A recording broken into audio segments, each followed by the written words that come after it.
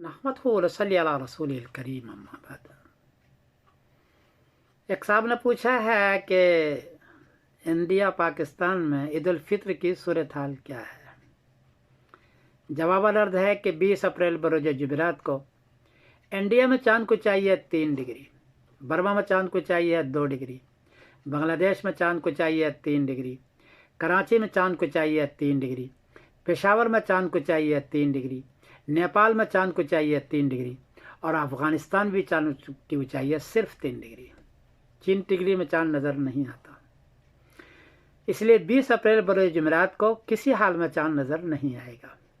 फिर दूसरी बात है कि इसी 20 अप्रैल को ग्रीनिच टाइम के एतबार से 4:16 पर सूरज ग्रहण भी है और सूरज ग्रहण के दिन चांद नज़र नहीं आता। उस टाइम से 22 घंटे के बाद चांद आसमान पर दिखने के काबिल बनता है, तब नज़र आता है। इस एतबार से भी 20 अप्रैल बरोज जुमेरात को चांद नज़र नहीं आएगा। कोई आदमी अगर गवाही लेता है, गवाही बहरहाल झूठी है।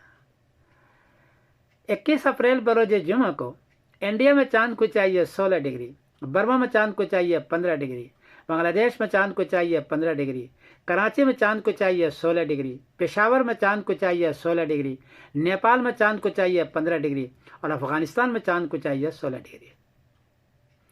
चूँकि 10 डिग्री से काफ़ी ऊंचा है, 10 डिग्री में चांद नज़र आना शुरू होता है, काफ़ी ऊंचा है। इसलिए 21 अप्रैल बरोज जुमा को चांद नज़र आएगा, वाज़ा नज़र आएगा, देर तक रहेगा। और 22 अप्रैल बरोज शनिचर को इस सारे खित्ते के अंदर बर्मा से लेकर के अफ़गानिस्तान तक, बल्कि आगे तक 22 अप्रैल बरोज शनिचर को ईद उल फित्र होगी इंशाअल्लाह अज़ीज़। मैं समीरुद्दीन कासिम बोल रहा हूँ मैनचेस्टर इंग्लैंड से। अस्सलाम वालेकुम व रहमतुल्लाहि व बरकातहू।